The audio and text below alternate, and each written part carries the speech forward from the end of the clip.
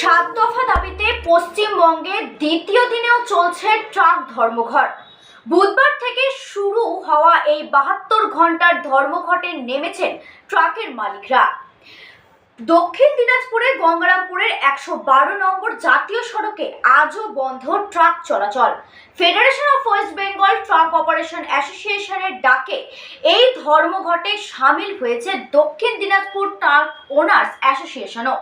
পুলিশের অত্যাচার, সিভিক ভলেন্টিয়ারদের অকারণ হস্তক্ষেপ ও ওভারলোডিং বন্ধের মতো 7টি দাবি নিয়ে তারা রাস্তায় নেমেছেন। তবে 72 ঘন্টা এই ধর্মঘটের প্রভাবে ইতিমধ্যে সাধারণ মানুষের উপর পড়তে শুরু করেছে।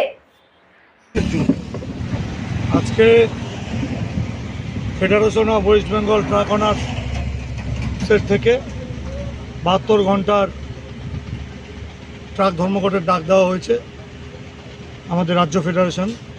সেই ফেডারেশনের ডাকে যে ধর্মঘটকে সফল করার জন্য আমরা দক্ষিণ দিনাজপুর ট্রাক ওনার্স অ্যাসোসিয়েশন এখানে এই গঙ্গারামপুরে অবস্থান করছি এবং ট্রাকগুলোকে এখানে আটকিয়ে এই পার্কিংয়ের মধ্যে আমরা রাখছি।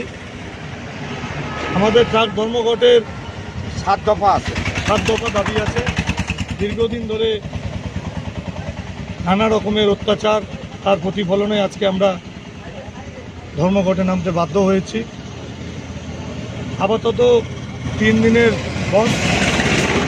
যদি আমাদের 7 দফা দাবি না মানা হয় তাহলে বৃহত্তর বন্ধে আমরা যেতে বাধ্য হব এবং এই বন্ধে আমাদের যে কেন্দ্রীয় যে আমাদের কমিটি আছে, কেন্দ্রীয় যে ট্রাক ওনার্স আছে সমিতি, তাদের অনুমোদন আছে, তারাও আমাদের সাথে আছে।